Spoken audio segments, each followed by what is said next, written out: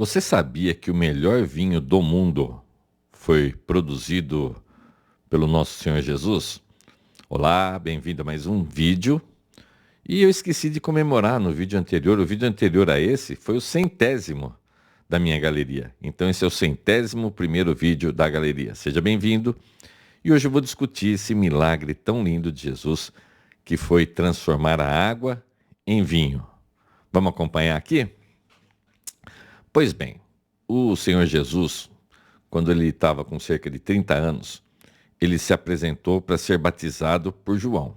João era o seu primo, um pouquinho mais velho, alguns meses mais velho, que veio justamente para anunciar a vinda de Jesus. E João, chamado de João Batista, ele pregava um batismo de arrependimento. O que era o batismo de arrependimento?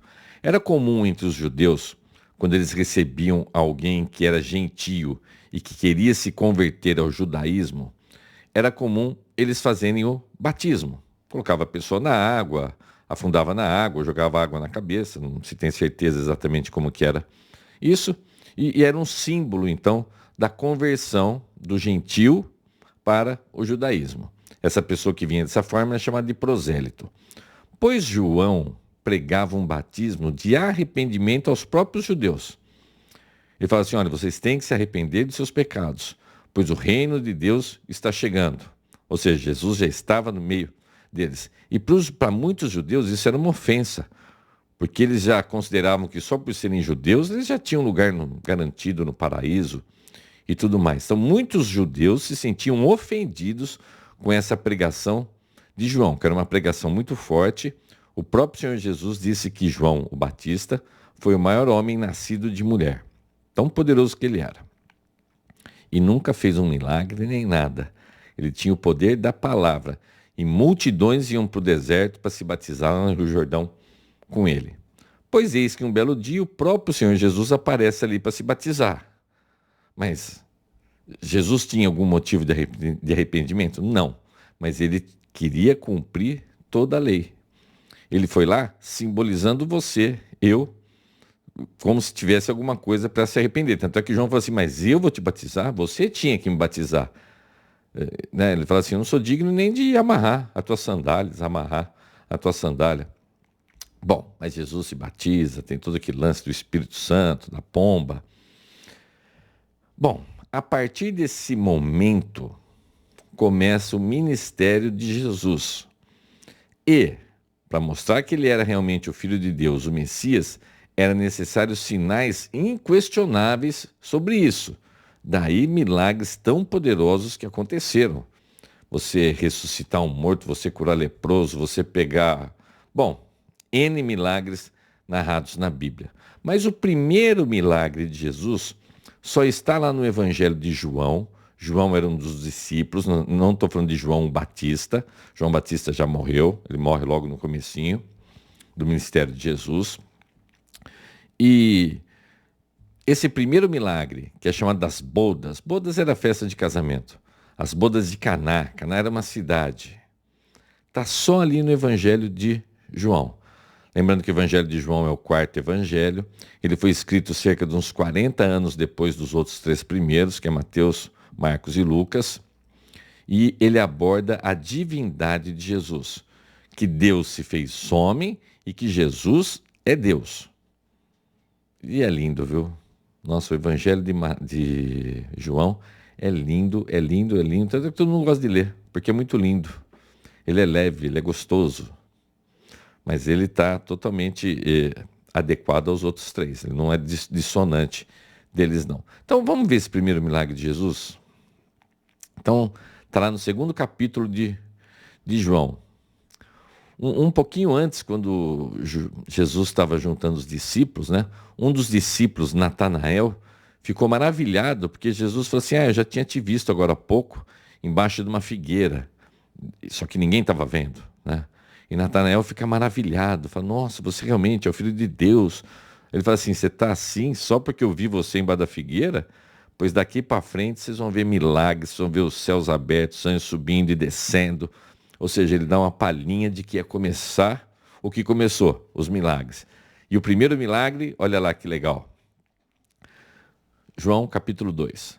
No terceiro dia, houve um casamento em Caná da Galileia. A mãe de Jesus estava ali.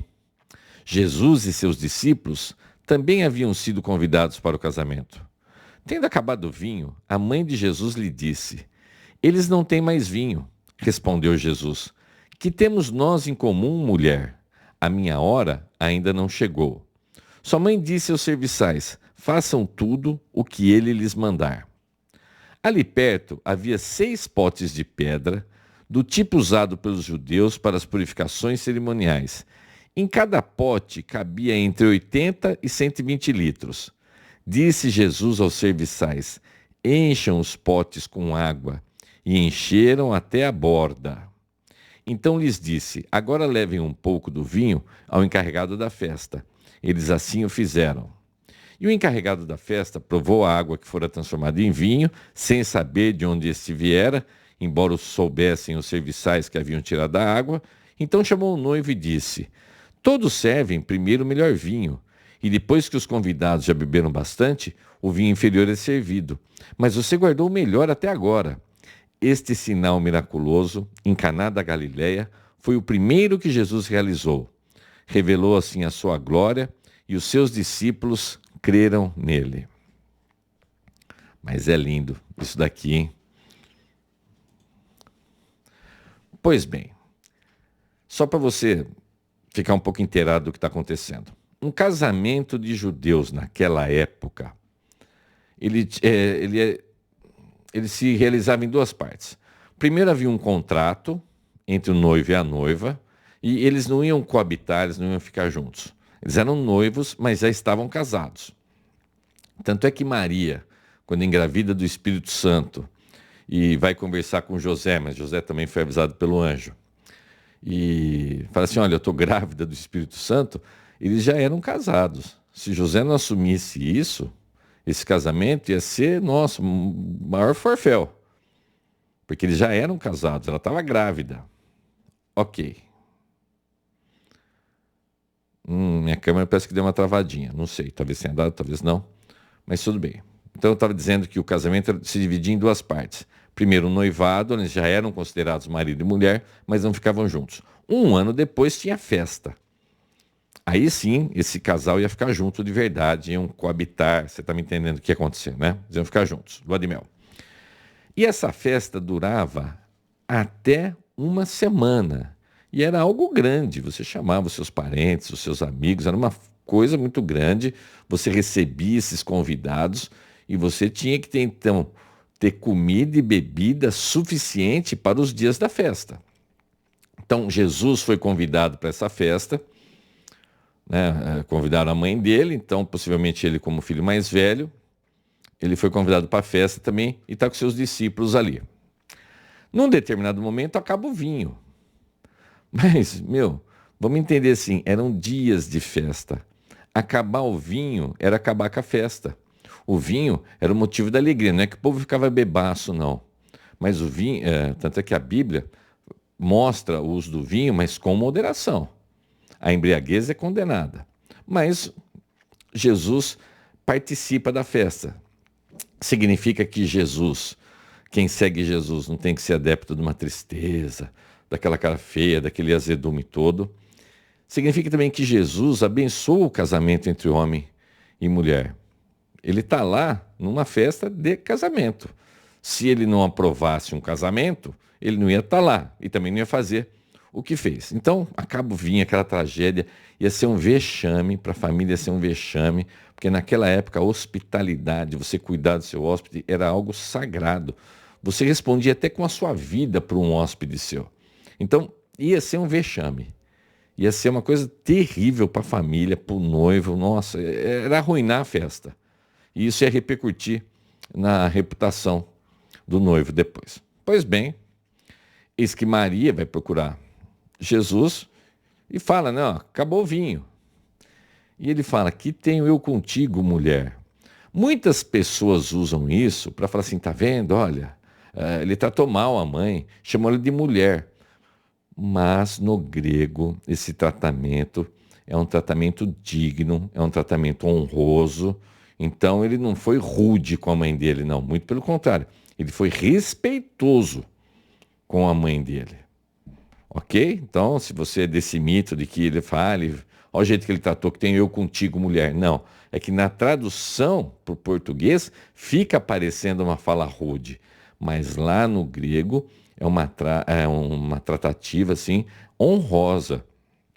Você tem na literatura antiga, grandes homens chamando suas mulheres amadas, pessoas de respeito, e na tradução fica mulher, mas é um tratamento de honra. Ok? E fala, ainda não é a minha hora. Não é minha hora do quê? Talvez não seja a minha hora ainda de morrer, não seja a minha hora, porque não é a minha hora e logo na sequência ele faz o milagre. Fica meio sem sentido. Aí ela fala pro pessoal, fala, olha, façam tudo o que ele disser. E ele manda o pessoal trazer umas talhas, uns potes de pedra, eram umas coisas enormes. Dizem os estudiosos que era coisa de 80 a 120 litros, então você tem 6 potes disso, sei lá, você pode ter 720 litros de água. Essa água era usada para o pessoal limpar a mão, e limpar a mão tinha um significado dentro do judaísmo de purificação. Então a gente acredita que Jesus nisso está mostrando assim, olha, está passando essa fase aqui da purificação, essa fase de você ficar preso nas leis, e agora vem aqui a aliança comigo, com o meu sangue. Talvez esse vinho represente isso, com alegria, uma ruptura. E Jesus manda então pegar aquele monte de água. Imagina, você chama uma pessoa para resolver um problema, ele manda pegar água. Estava faltando vinho, mas ele manda lá pegar água. Vem aquela água e ele transforma aquela água em vinho e fala assim, ó, leva lá pro responsável da festa experimentar. E a hora que o cara experimenta, ele fica louco. Ele fala, o quê? Ele não sabe que aquilo é água que foi transformada em vinho. Ele fala, o quê? Ele vai procurar o noivo e fala, escuta, todo mundo deixa o vinho bom para o começo da festa, depois que o povo já bebeu bastante, aí você serve outro vinho. Mas você deixou o vinho bom por último. Mas ele não sabia que isso era um milagre de Jesus.